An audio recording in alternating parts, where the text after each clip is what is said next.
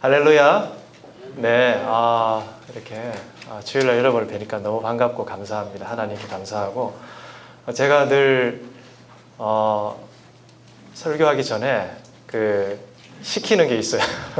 좀 힘드시더라도 우리가 예수님 안에 한 몸이라는 것을 좀 표현할 수 있으면 좋겠습니다. 우리 주님을 향해서 한번 손을 뻗어서 한번 고백합시다. 주님이 없이는 나는 살 수 없습니다. 자, 옆에 계신 분을 향해서 당신이 없이는 나는 못 삽니다. 나 없이는 당신은 살 수 없습니다. 예, 됐습니다. 이렇게 할 때마다 저 자신이 과연 그런 삶을 살고 있는가를 생각해 볼 때 조금 부끄럽기도 하고, 또 아직 나는 너무 멀었다, 그런 삶에 대해서 경험하려면, 그것을 깊이 체험하려면 한참 멀었구나, 이런 생각이 듭니다. 원래 제 설교 순서가 4월 첫째 주인데 사정상 오늘 이렇게 설교를 하게 되었습니다. 설교를 부활절 이후에 승천하신 대제사장 되신 예수님에 대한 걸로 준비를 했는데, 준비한 거를 오늘 할까 아니면은 어떻게 해야 되나 하나님 앞에 좀 기도를 많이 했습니다. 근데 자꾸 주님께서 꼭 이번 주일이 고난 주간이라는 것 때문만이 아니라 자꾸 저에게 예수님의 십자가에 대한 것을 부담을 자꾸 주셨습니다. 그래서 왜 그럴까? 왜 십자가에 대해서 하나님이 자꾸 나에게 무언가를 말씀하시는 것 같을까? 이런 생각을 했는데, 그러고 이제 성경을 묵상을 하고 좀 책을 보았습니다. 제가 예전에 한 20년 전에 존 스토트 목사님이 쓰신 그리스도의 십자가라는 책이 있습니다. 그 책을 제가 1995년도에 샀더라고요. 한 20년 지났죠. 저희 집에 지금도 있습니다. 그 책을 이렇게 봤는데 먼지가 많이 묻어 있고 색깔이 많이 빛이 바랜 모습을 보았습니다. 그때 제가 대학생 때 막 그 책을 읽으면서 막 밑줄을 긋고 또 감격해하고, 야, 십자가에 이런 의미가 있구나, 야, 이게 이런 은혜가 있구나 라면서 막 눈물을 흘리면서 그 밑줄을 긋고 막 거기다 기록을 한 흔적들을 제가 보면서, 그때 이렇게 내가 감격적이었는데, 이렇게 내가 주님의 십자가에 가까이 갖고 사랑했는데, 근데 지금 나는 과연 십자가를 어떻게 생각하고 있는가? 일단 그 책이 그 시절 이후에 별로 읽혀지지 않았다는 사실에 대해서 제가 굉장히 반성을 하게 되었습니다. 여러분의 책장에 책들이 많이 있을 것인데, 혹시 십자가의 주제에 관한 책이 있습니까? 만일 있다면 그 책이 얼마나 여러분의 손과 눈과 마음을 터치하는 그런 역할을 하고 있습니까? 아니면 여러분 성경을 보실 때에 십자가에 대한 본문 혹은 구절을 보실 때에 그걸 5분이나 10분이라도 지나치지 않고 그 의미를 나의 삶에 얼마나 투영을 하고 계십니까?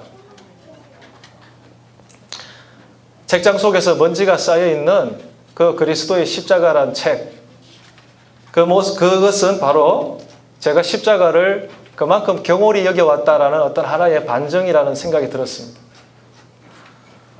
잊혀져 왔던 십자가에 이 담겨있는 고전적인, 그리고 가장 근본적인 은혜의 진리, 은혜의 그 자원이 거기 있는데, 저는 다른 것을 많이 추구하고 또 그게 주님의 뜻이라고 그렇게 달려왔던 것 같습니다. 여러분, 저뿐 아니라 혹시 여기 계신 분들은 어떻습니까? 십자가에 얼마나 가까이 간격을 두고 있습니까?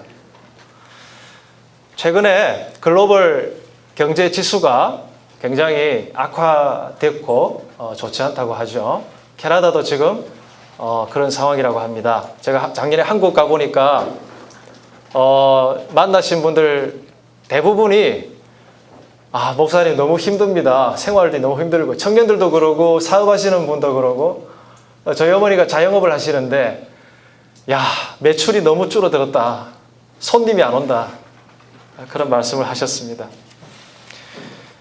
사람들이 이 어떤 그 지수를 측정을 해서 그것으로 우리가 좋으냐 좋지 않으냐를 평가를 하죠. 사람들은. 최근에 우리 구역에 예배를 드렸는데 부부들끼리 부부 행복 지수가 어느 정도인가 그것을 좀 나눈 적이 있습니다. 어떤 분은 저번에 좀 안 좋았는데 남편분이 지금 현재는 10 정도 됩니다. 10점 만점에 10점. 그 옆에 이제 아내가 되시는 분이 저는 한 6점 정도로 생각하는데 그럼 평균 8점으로 좀 해석하면 되겠다. 우리가 이런 정확하게 말을 할 수는 없지만 지수를 측정해서 지금 내가 어느 상태인가를 평가를 하는데 십자가와 나의 거리는 어느 정도 떨어져 있는가? 여러분 저처럼 책장 속에 잠자고 있는 그런 십자가에 대한 그런 상황이 나의 모습인가? 아니면은 태양계로 한번 예를 들어보겠습니다. 태양이 예수님의 십자가라 생각합시다. 그럼 여러분은 어떤 행성으로 그 태양의 주위를 돌고 있습니까? 수성이다. 손 들어보세요. 수성. 나 너무 뜨겁다 지금. 주님의 십자가가 막 너무 뜨거워가지고 항상 막 표면 온도가 막 수백 도로 들끓고 있다. 아니면 나는 너무 멀지도 않고 가깝지도 않은 지구가 딱 좋아. 아주 이렇게 평온하면서도 멀지도 않고. 어떤 분은 아주 화려한 태를 자랑하지만은 아주 차갑고 사람이 살 수 없는 토성. 그 정도 거리에 지금 가고 있는 건 아닌지. 여러분은 십자가와 어느 정도 가까우십니까? 오늘 왜 우리가 십자가를 알고 경험을 해야 될까? 왜 다시 우리가 이미 구원 받았을 때 이 십자가의 복음을 듣고 믿고 또 감격해서 그렇게 받았으면 됐지. 이미 예수님을 영접함으로 우리 크리스찬의 삶은 출발한 것이 아니냐. 왜 다시 이 십자가로 돌아가서 또 그걸 확인을 해야 되고 또 부담스럽게 자꾸 예수님의 죽음을 생각해야 되느냐. 우리는 이런 부담들이 있습니다. 가능한 한 십자가를 조금은 교회에서 이야기하기 싫어하고 점점 요즘 한국 교회도 미국제 복음주의란 말을 들어보셨습니까? 미국에 기독교회들이 많은데 그 미국 교회들 중에 상당수 교회들이 예수님의 십자가를 직설적으로 믿음으로 말미암아 구원을 받고 예수님의 십자가 앞에 모든 사람들이 자기 죄를 고백하고 회개해야 된다는 것보다는 하나님이 여러분을 향한 계획이 있고 여러분을 축복하시고 또 여러분을 잘 되게 하실 것이기 때문에 여러분은 교회를 잘 나오면 되고 또 여러분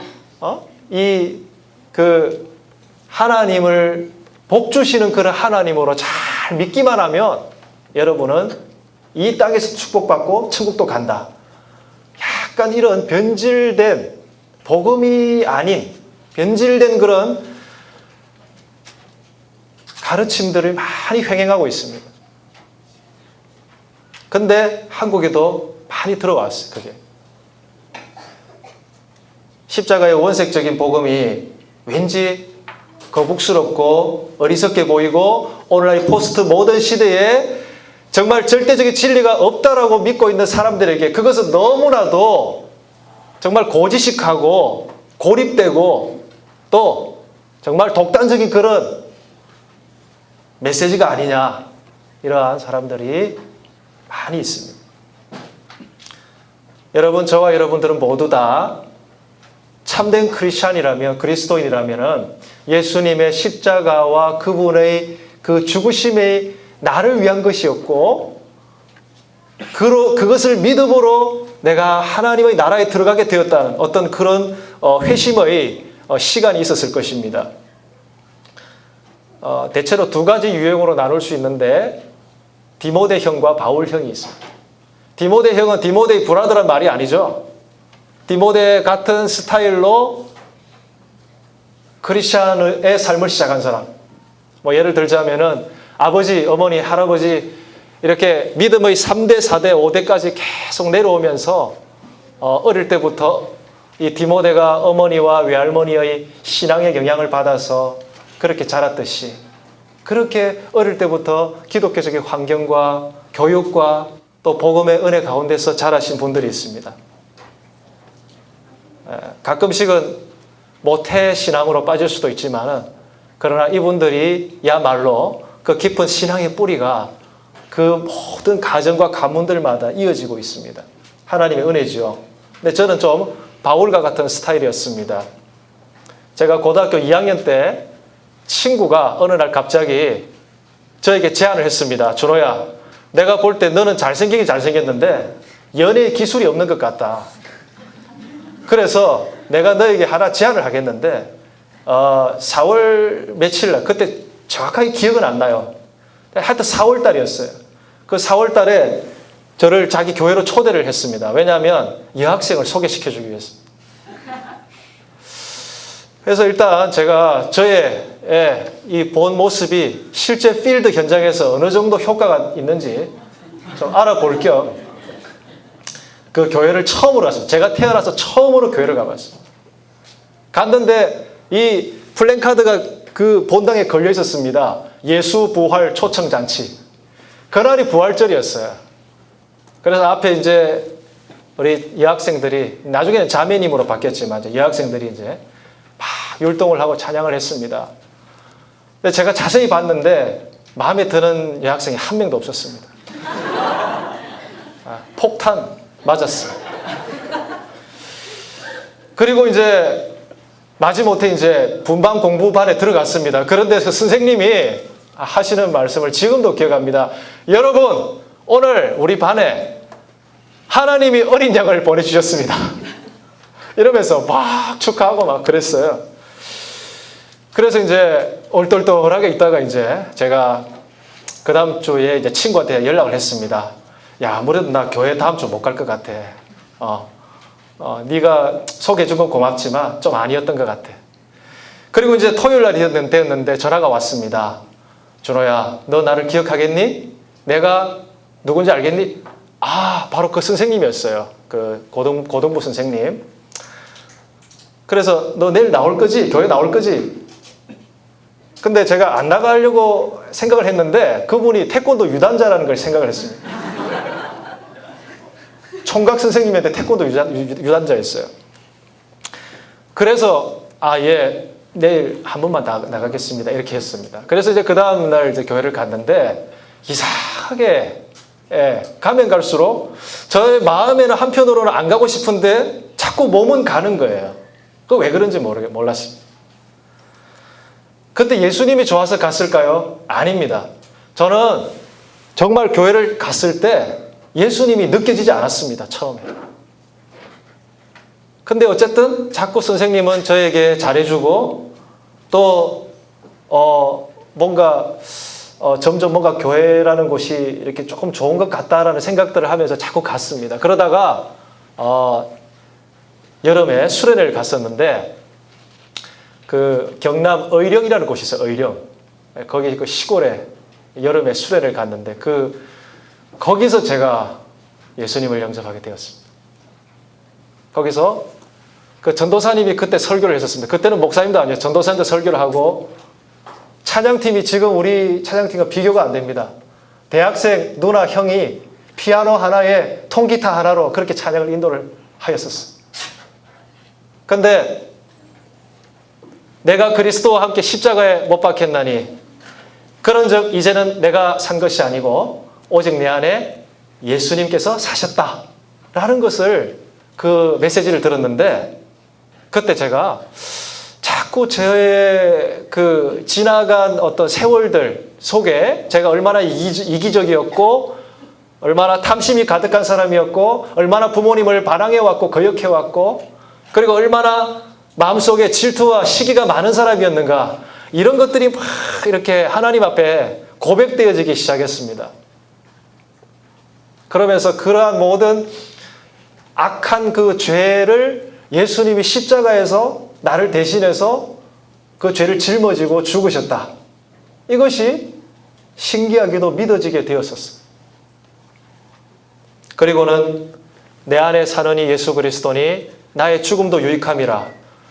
그 찬양을 부르는데 제가 막 눈물이 쏟아지고 주님을 영접하게 되었습니다. Christ in me is to live, to die is to gain.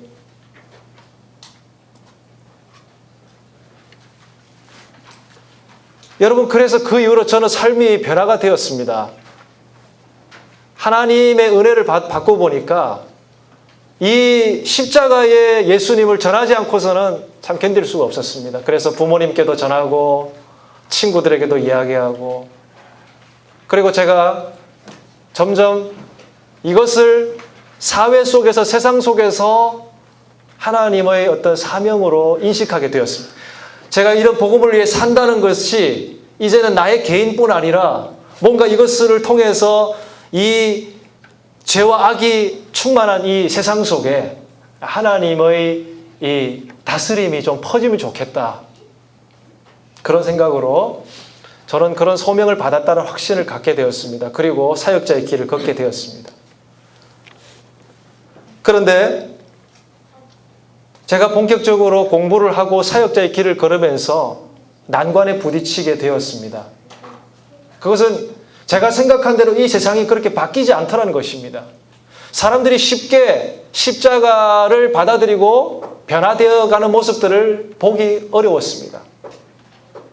교회 안에서도 그랬고 교회 밖에서도 그런 모습을 보았습니다.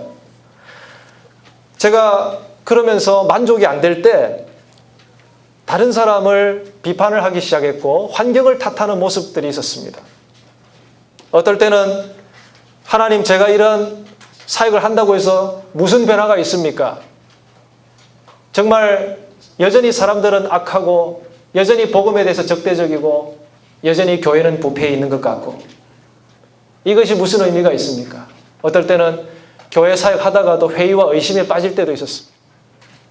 그런데 또 한편으로는 정말 제가 인정하기 싫지만은 제 속에 성공주의에 대한 욕망들이 막 올라오는 것입니다. 제가 밴쿠버 오기 전까지만 해도 저는 제가 아주 교회 성도들에게 인정받고 또 하나님이 아주 이렇게 저를 쓰실 것이라는 확신이 있었습니다. 그리고 마음속에 어떻게 하면은 소위 부흥하는 목회자 혹은 교회 또 평판이 자자한 그런 목사님, 그런 분들을 벤치마킹하고 그런 분들을 롤 모델로 삼아서 제가 그런 과정을 잘 따라가면 나도 그렇게 부흥하는 어떤 뭔가 하나님께도 만족을 드리고 또 저도 나름대로 어느 정도 만족을 할 수 있는 그런 내밀한 그런 욕망들이 제 속에 있었습니다. 심지어 밴쿠버를 와서도 처음에는 그런 사고방식을 제가 좀 가지고 있었다는 것을 이제서야 깨닫습니다.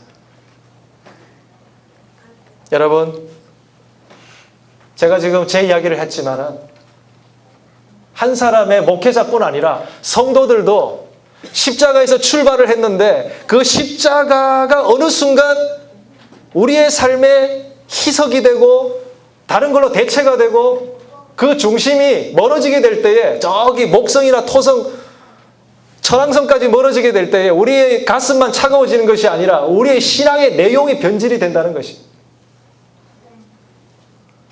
우리 자신도 모르게 부패가 되고 변질이 된다는 것입니다. 십자가로 가까이 가지 않으면.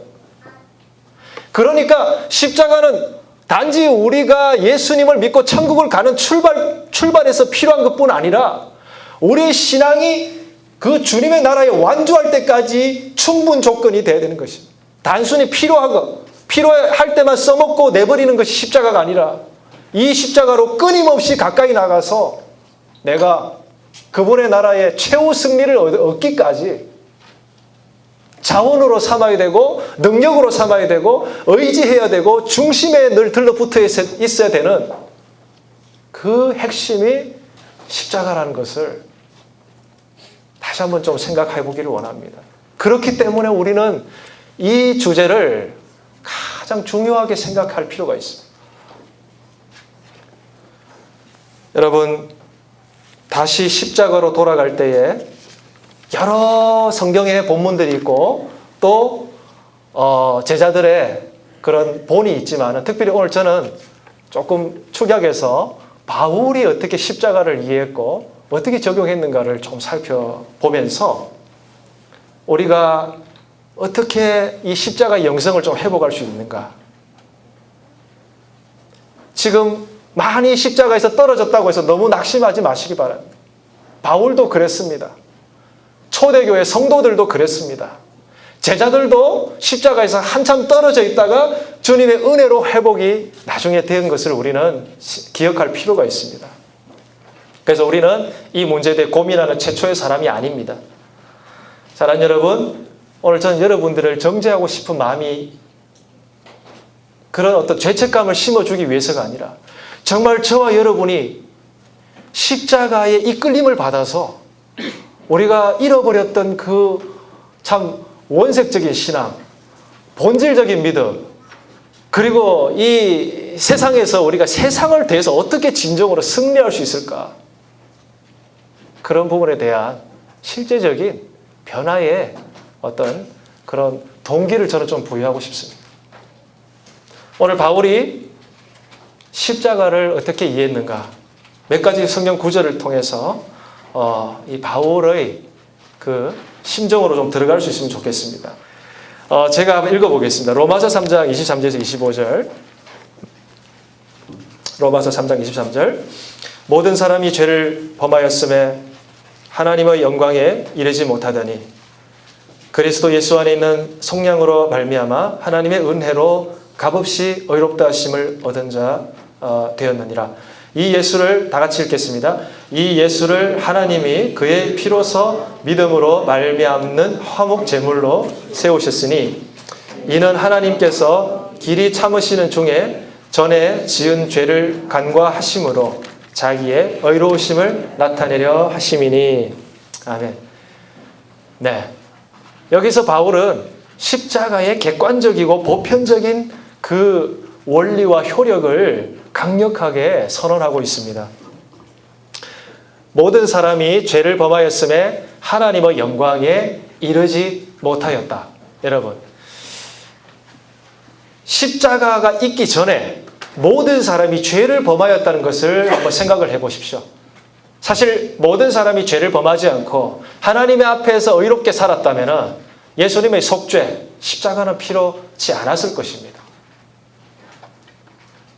모든 사람이 주님 앞에 순종해서 그분의 의와 공의를 따르고 그분의 사랑 안에서 만족하며 살았다면 예수님의 십자가 굳이 필요가 없었을 것인데, 그런데 모든 사람이 죄를 범하였던 것입니다. 왜 모든 사람이라고 할까요? 사실은 아담이 죄를 범했죠. 하와가 죄를 범했죠. 우리들의 첫 조상이 죄를 범했는데 성경은 모든 사람이 죄를 범했다라고 다 통틀어서 말합니다. 아담과 하와가 인류의 대표였기 때문이죠.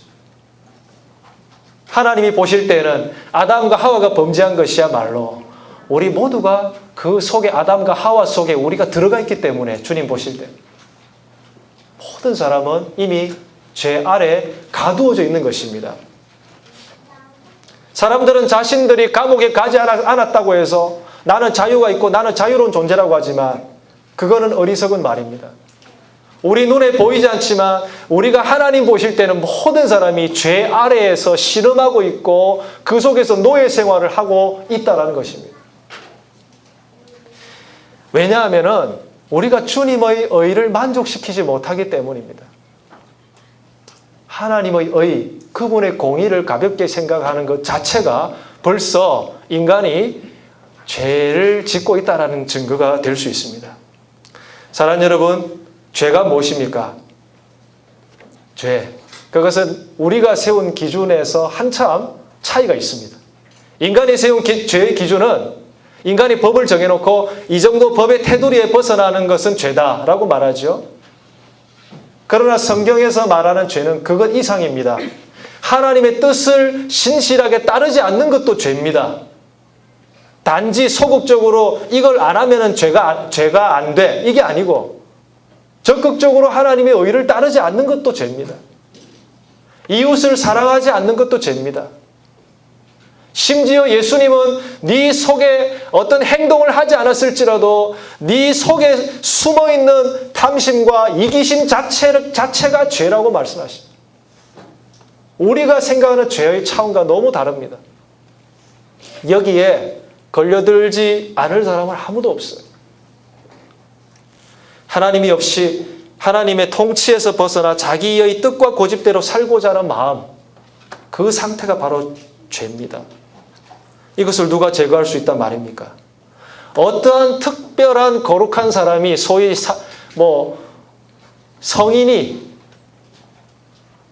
성인 군자가 이걸 어떻게 해결할 수 있을까요? 아무도 할 수 없다고 성경은 고발합니다. 하나님 앞에서 아무도 의로운 사람이 없습니다. 그런데 그런 절망과 무기력함 속에서 인간이 할 수 있는 게 아무것도 없는데 그 속에서 하나님은 자기 자신이 예비를 하십니다. 자기가 스스로 그 인간과의 관계를 회복시키기 위해서, 화목시키기 위해서 자기 자신이 제물이 되기로 작정하십니다. 이거는 마치 판사가 피고에게, 죄인에게 판결을 내렸습니다. 너는 사형을 당할 수밖에 없는데 죄를 지었다. 나는 너에게 사형을 선고한다. 그래 놓고서 자기가 판사복을 벗고 자기가 죄인의 자리에 가서 자기가 그 판결을 당하는 것과 비슷합니다. 이런 재판이 어디 있습니까, 여러분? 근데 하나님이 이렇게 하셨다는 거예요. 인간에 대해서. 우리에 대해서 이런 은혜를 주셨다는 거예요. 사랑하는 여러분, 오늘 바울은 이 예수님의 십자가라는 것이 하나님의 그 진노를 진정시키면서 동시에 하나님이 우리를 향한 그 사랑을 어떻게 보여주시는가가 이 십자가에 나타나 있다라고 바울은 이것을 생각하면서 하나님께 깊은 감사를 드렸습니다. 그러고서는 그가 갈라디아서 2장 20절에 그렇게 말할 수 있었던 것입니다. 내가 그리스도와 함께 십자가에 못 박혔다. 이 내가 그리스도와 함께 십자가에 못 박혔다는 건 예수님이 십자가에 못 박혔는데 그때는 나는 없었잖아요. 예수님이 십자가에 못 박힐 때 그때 우리는 태어나지도 않았는데 어떻게 그분과 함께 내가 십자가에 못이 박힐 수가 있습니까? 근데 바울은 그런 의식을 가졌습니다. 예수님이 십자가에 골고다 언덕에 못 박히실 때에 나는 비록 그 자리에 없고 나는 태어나지 않았을지라도 내가 그분과 함께 연합되었다. 십자가에 못 박혔다. 바울은 십자가에 예수님과 자신이 연합되었기 때문에 하나님에 대해서 자기는 비로소 살게 되었다라고 그렇게 고백을 하는 것입니다. 또한 오늘 읽었던 본문 고린도전서 2장 1절에서 2절에서 바울은 고린도 교회 사람들이 좋아했던 것을 거꾸로 깨뜨리고 있는 것을 보게 됩니다. 고린도 교회 사람들은 복음을 받아들였지만은 예수님으로부터 출발을 했지만은 그들은 여전히 화려한 연설가나 화려한 뭔가 영적인 어떤 그 신비적인 대단한 걸 가지고 있는 걸 좋아했습니다. 예수님을 믿기는 믿지만은 거기다가 플러스를 해서 말도 잘하고 영적인 은사도 있고 뭔가 알아들을 수 없는 신비적인 방언도 하고 이런 사람들을 좋아했다는 것입니다. 근데 바울은 오히려 거꾸로 진행해 갔습니다. 왜냐하면 바울이 전하려고 했던 십자가의 메시지가 성령의 능력에 의해서 그 메시지가 나타나고 전달되고 효과가 있다고 생각했기 때문에 그 시대의 연설가를 따라가지 않았습니다. 그 시대에 여러분 아시다시피 그리스 철학자들이 얼마나 화려한 수사학과 옹변 아시죠? 뭐 그런 걸 가지고 막 사람들을 설득했죠. 그래서 바울은 이 앞장에서 그런 말합니다. 나는 오직 예수님의 그 십자가의 능력만 의지한다. 나의 언병과 나의 언사는 비록 화려하지 못하지만 내가 그것을 내세울 경우에 십자가의 능력은 감소될 것이다. 오늘 바울이 내가 예수님과 그분의 십자가 이외에 아무것도 알지 아니하기로 작정했다는 것은 작정을 하고 그것만을 중심으로 전하겠다는, 또 그렇게 살겠다라는 바울의 굳은 결심을 보여주는 것입니다. 사랑하는 여러분, 오늘 설교자들, 오늘 복음 전하는 사람들, 그리고 이 땅에서 살아가는 우리 제자들, 우리들의 메시지와 삶, 우리들이 말로 선포하고 우리들의 삶으로 살아가는 것 가운데에 뭔가 화려한 것을 내세우고 뭔가 영적이고 신비적인 것을 내세운다고 해서 그곳에 하나님의 성령의 능력이 과연 역사하는 것인가? 여러분, 우리는 심각하게 거기에 대해서 질문을 해봐야 됩니다. 정말 성령의 역사로 인해서 죄인들이 각성을 하고 회심을 하고 하나님 앞에 바로 살도록 만드는 그러한 메시지 혹은 그러한 삶의 모습을 내가 보여주고 있는가? 저 자신도 좀 많이 부끄럽습니다. 저도 화려한 것을 은연중에 추구했고 또 그렇게 하면은 사람들이 반응을 하고 환호를 할 것이라고 생각했기 때문입니다. 그러나 여러분, 이제는 이러한 것이 정말 주님의 십자가가 가리키는 영성은 아니라는 생각을 우리는 좀 해야 된다는 것입니다. 이제 이런 점에 비추어 볼 때 우리는 어떻게 해야 됩니까? 우리가 이러한 바울의 십자가 이해와 내용에 대해서 우리의 삶에 어떤 관계를 가져야 되는 것입니까? 근데 여러분, 내일 당장 오늘 설교를 마치고 예배를 마치고 월요일부터 학교에서 또 직장에서 일터에서 가정에서 아니면 집에서 저녁 식사를 할 때나 가정 예배를 드릴 때 이 바울의 십자가의 이해를 어떻게 적용하시겠습니까? 단순히 바울은 그랬다. 그런데 나는 어떻게 될지 모르겠다. 우리는 우리대로 그냥 살자. 그냥 그러고 말 것입니까? 그렇다면 제가 지금 전하는 것들이 별로 여러분에게 소용이 없을 것입니다. 저는 그래서 뭘 어떻게 할 것인가? 이제 어떻게 할 것인가? 오늘 성경 구절 하나를 소개하고 마치고자.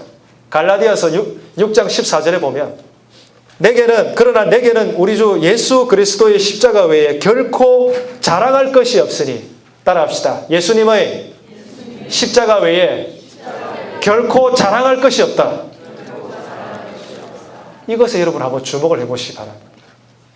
여러분이 정말 십자가를 여러분의 신앙과 삶의 중심으로 다시 이끌림을 받고 싶다면 실제적인 행동이 필요합니다. 믿음과 삶의 일치가 필요합니다. 실천을 해야 됩니다. 훈련을 해야 됩니다.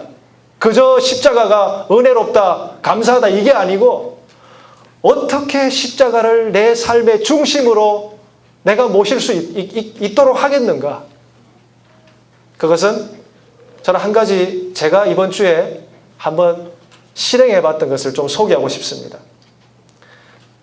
처음에 시작할 때 한 5분이나 10분 정도만 생각하십시오. 너무 많이 목표를 잡지 마시고 5분에서 10분 정도 한 3가지를 여러분 한번 묵상을 해보시기 바랍니다. 첫 번째는 내가 지금 현재 가지고 있는 물건이나 어떤 귀중한 것이라고 생각하는 것이 갑자기 없어져 버릴 때 혹은 잃어버릴 때, 없어져 버릴 때에 그것 때문에 내가 너무 절망이 되고 막 삶이 무너질 것 같은 그런 생각이 들 때에 그 귀중한 가치, 잃어버리기 싫은 그 가치와 십자가를 비교를 해보는 것입니다. 과연 십자가가 내가 잃어버리기 싫은 그 가치, 그 어떤 것보다도 이 십자가가 더 중요한 것인가? 이 십자가, 예수님의 죽으심이 나에게 더 귀한 의미로 다가올 수 있는 것인가?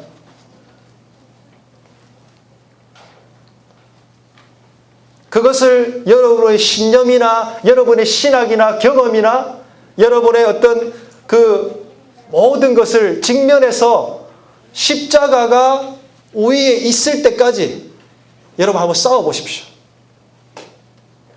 그것이 십자가 이외의 모든 것을 상대화시키는 작업입니다.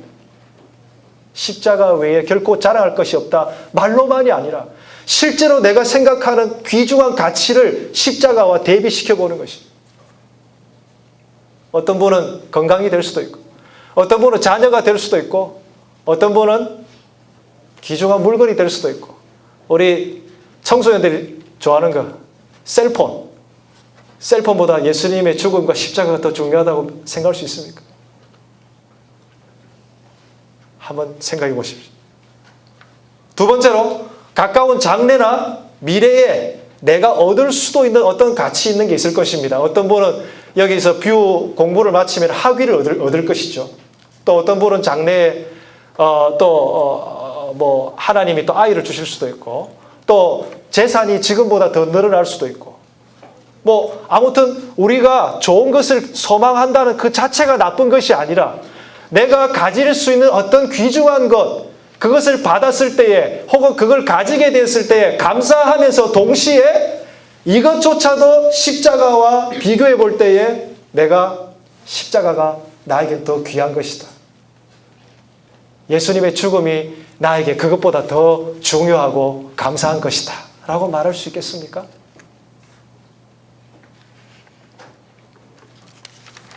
마지막 세 번째, 여러분 십자가를 실제로 중심에 두고 살아가기 위해서, 그리고 그 십자가를 전심으로 평생 동안 놓치지 않고 살기 위해서 살았던 분들이 있을 것입니다. 복음서의 제자들, 사도 바울, 또 현대로 치면 어떤 사람들입니까? 안희숙 사모님 아십니까? 그분 우리나라가 아직 일제시대 때 있을 때에 박관준 장로님하고 두 명이서 일본 국회의사당에 가가지고 목숨 죽을 각오를 하고 삐라를 뿌리면서 예수 그리스도께서 이 대한민국의 주인이십니다. 이 대한민국 하나님이 독립시키실 것입니다. 일본 국회의사당 가가지고 그 삐라를 뿌렸습니다. 그래 잡혀가지고 형무소에서 몇 년 동안을 감옥 생활을 했는데 감옥에서 먹지를 못하는 것이에요. 먹지를 못하니까 너무 추워가지고 손과 발과 모든 몸이 오그라들어가지고 그런 상황 속에서 그분이 예수님의 십자가 때문에 한 번도 배고픔에 대해서 잠을 못 자는 것에 대해서 불평을 안 했다는 것입니다. 우리는 그런 것을 얼마나 따라갈 수 있을까요? 그런 사람들과 내 삶을 한번 비교를 해보시기 바랍니다.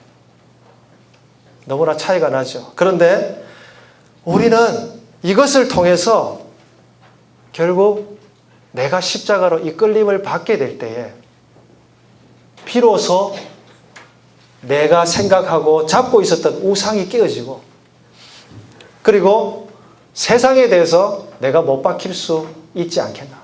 저는 바울의 이 말씀이 너무나도 제 삶에 거리가 있어서 사실은 이번 주 참 이 설교를 준비하면서 힘들었습니다.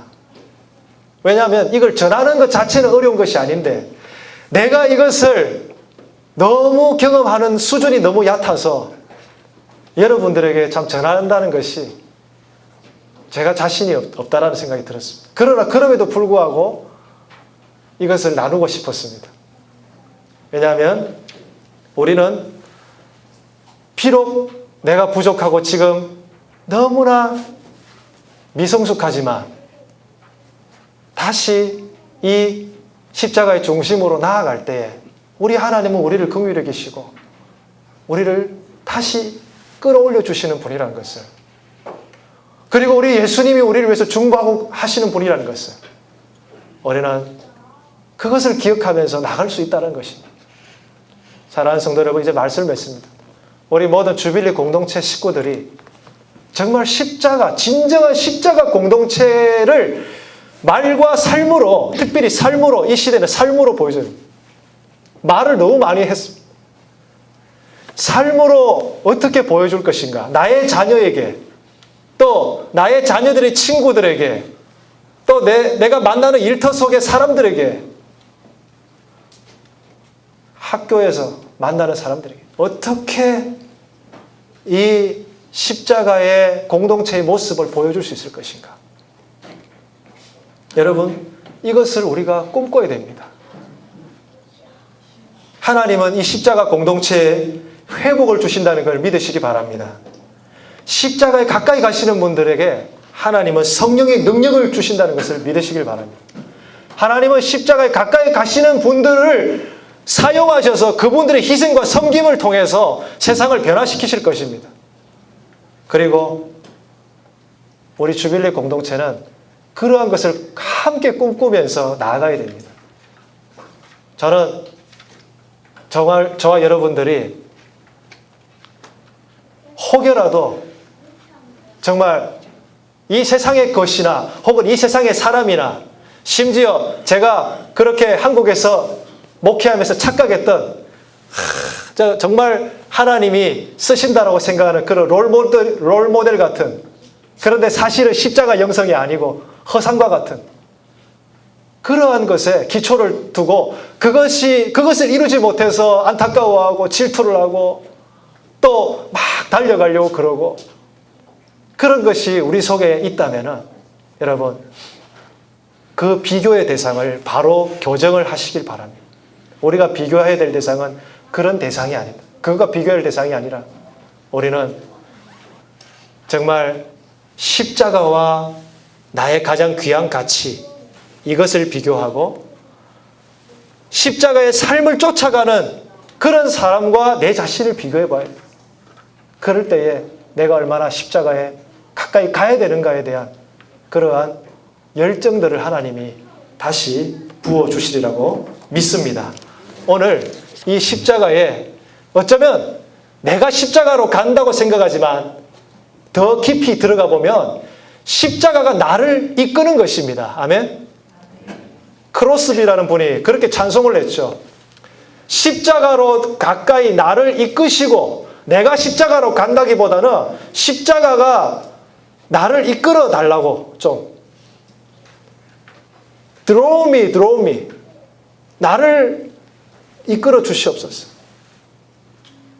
여러분의 정말 십자가의 이끌림을 받아서 수성이 돼도 좋고 금성이 돼도 좋습니다. 정말 그 중심에 더 가까이 가서 우리의 모든 숨겨져 있는 욕망들 다 무너지고 정말 이 시대에 하나님이 기뻐하시는 그 복음의 능력이 나타날 수 있는 그런 우리 공동체 모든 가족들 또 삶이 되시기를 주님의 이름으로 축원합니다. 기도하겠습니다.